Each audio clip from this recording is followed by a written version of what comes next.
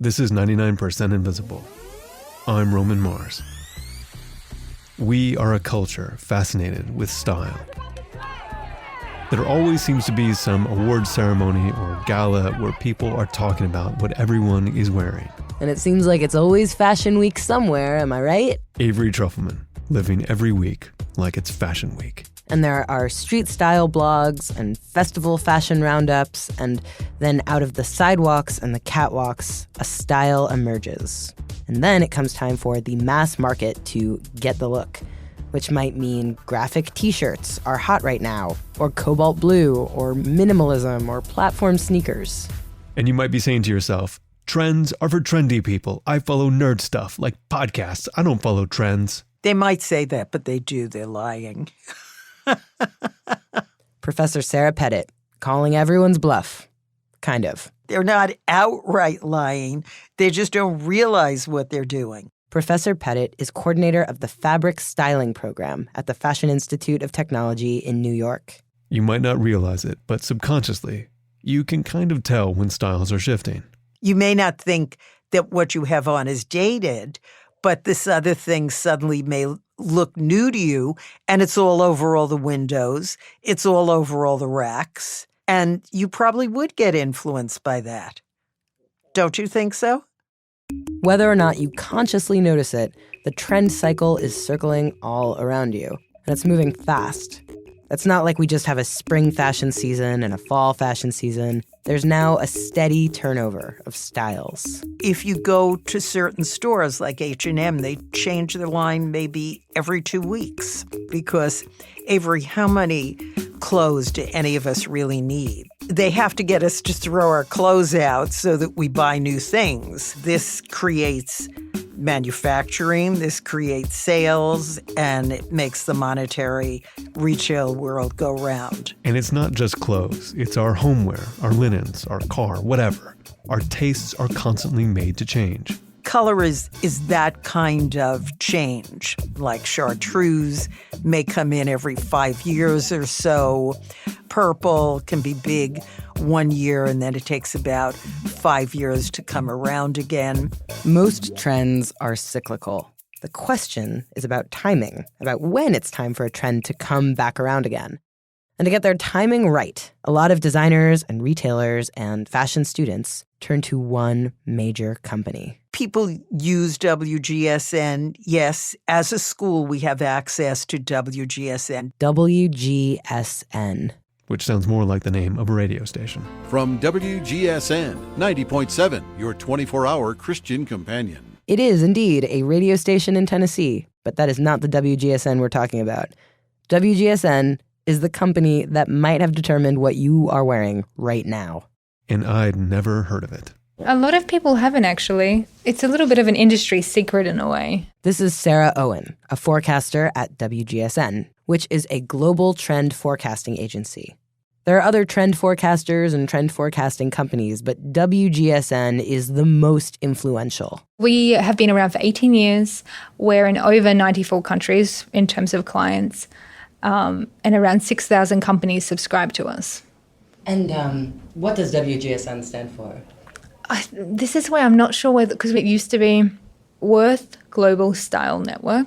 Worth as in Mark Worth, who founded the company in 1997. But after he sold WGSN, it was called World Global Style Network.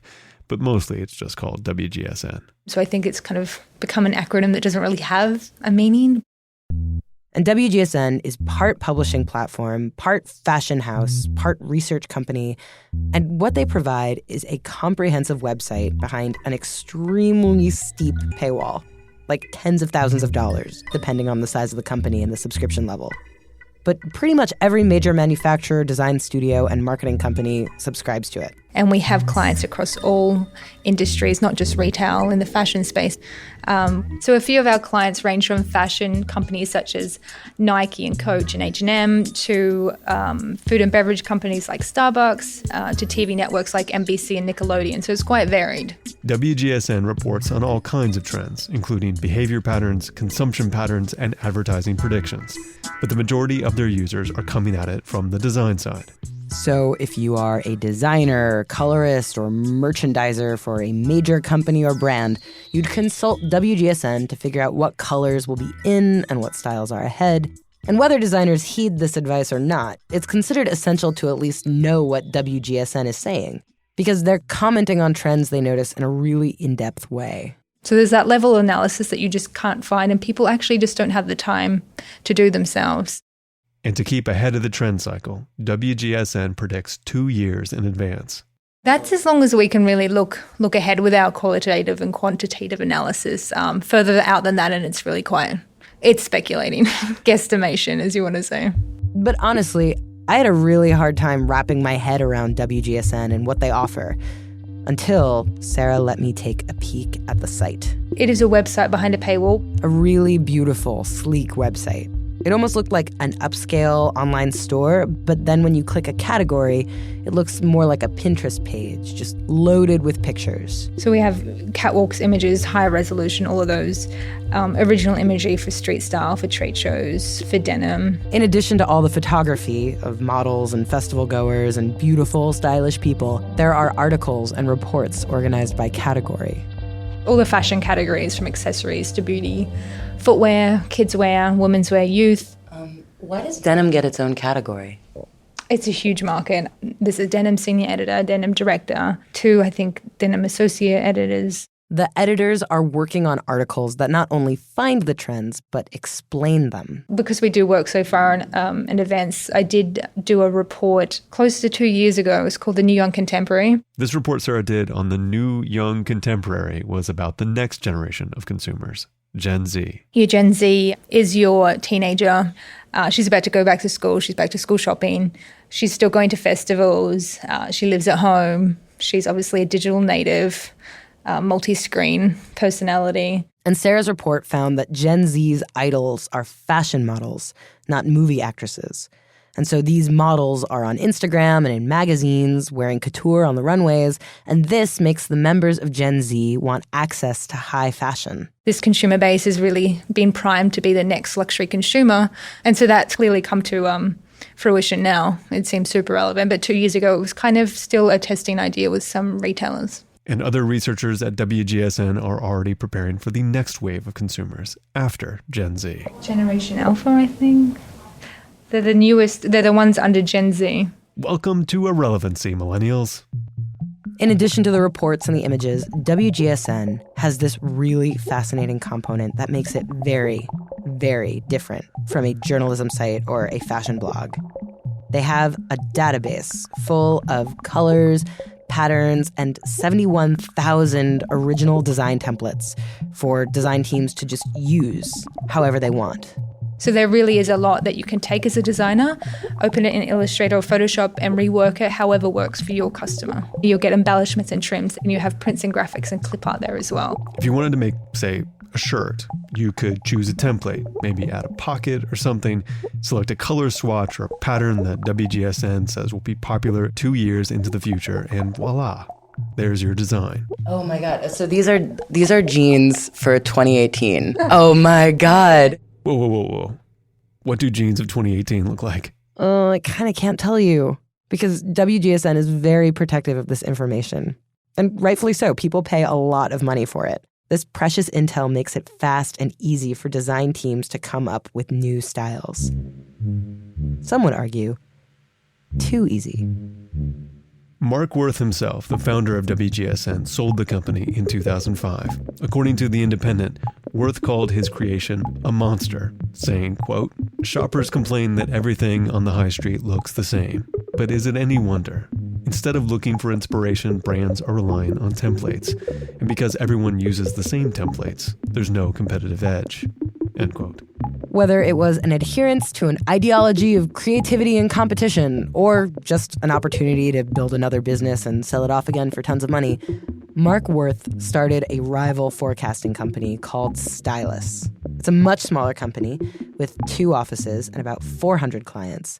And it doesn't have all the templates and ready-made designs. We don't tend to have like downloadable prints and patterns and things like that because fashion is just kind of one element of what we do. That's Shannon Davenport, a forecaster at Stylus in their New York office.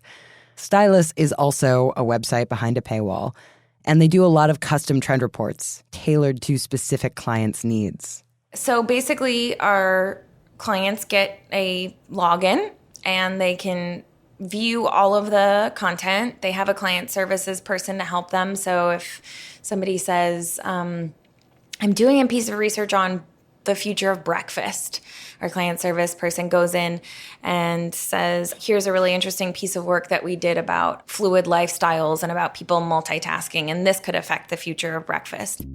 The future of breakfast. Oh, man. No, but really, there are trends for breakfast. And Stylus will say to the client, here's what we saw something interesting from our packaging team about new on-the-go packaging, which seems silly, but that is really the kind of stuff that often, clients have to think about and wrap their heads around. Trend forecasting is not just about taste or aesthetics. Trends also take changes in lifestyle into account. So WGSN and Stylus also work with stats and projections, like this one. 40% of Americans will work from home by 2020. So I just start to throw some questions around my head. I'm like, okay, so if everyone's working from home, are sweatpants back in style? That's Sarah Owen again from WGSN. Turns out, yes, sweatpants are back in the trend cycle. But cool-looking sweatpants that you could also wear to a bar. Both WGSN and Stylus say there's a rise in what they call the athleisure style of clothing, which looks good at home on the couch, in the office, or out at night. To me, it's connecting the dots. It's pattern recognition. It's taking those cues and pairing that with that data that will kind of inform the future. Or create it. That's our tagline. Create tomorrow is actually written in huge neon letters in WGSN's New York office, which is, I don't know, it's kind of strange to see. It made me wonder if WGSN was catering to my tastes or actually creating them for me. They have such a strong influence in the industry. I can't tell if they're reporting trends or dictating them. Yeah, that's always a hard one because, like I said, we do have some of the most influential and recognizable brands in the world using us. So it's did we create it or was it actually about to come to fruition? Shannon at Stylus told me that even paint companies and textile manufacturers were using their trend forecasting services to decide what fabrics and colors to make, which then inform the trends that Stylus puts out. At some point, you just lose track of who is influencing whom. But ultimately, the buck stops with us, the consumer. What's the thing you can lead a horse to water or something, but you can't make him drink? Professor Sarah Pettit again. You can show them things that are very far out, things that you think they should buy, but if it's something that's not going to work, they're not going to do it. For example, Professor Pettit says there was a movement recently to bring back the miniskirt. They thought, okay, it hasn't been around a while, and for, the new generation of young kids, let's try to reintroduce this. It flopped totally. So if people really don't want it, it's going to flop. The consumer has a voice in this, and it's a very active voice. And lately, it seems there's been a great refusal of sorts, a massive backlash against fast fashion and trends themselves. It's interesting. We've come off this kind of phase in fashion of trends changing really fast. A lot of design today is focused on simplicity, minimalism, and quality. Even with fashion, which for a long time was super, super trend-driven, that people are starting to think more about basics. So more of having, that great pair of jeans that they can wear with everything. But Shannon seemed remarkably calm as she told me about this change in the tides. She does not think the trend industry is doomed. So, it's not like simplicity means that people are just completely not shopping and, everybody's becoming, anti-consumerism. God forbid. It's just that the things that made people buy before are changing. I was going to say, the trend is that there are fewer trends, but maybe that is also a trend? Yeah. Well, there's actually been a really interesting shift, but it's not to say that it's not going to shift again. It's hard to say, but let's just check back here in 2 years.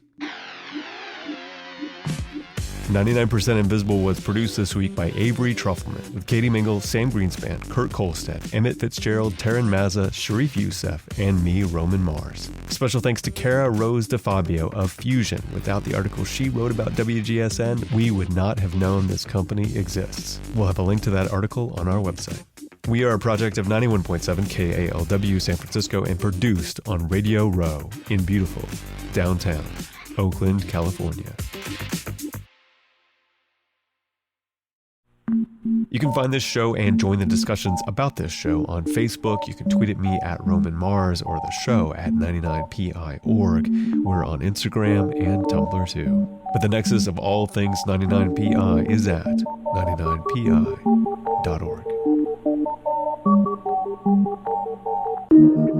Radiotopia from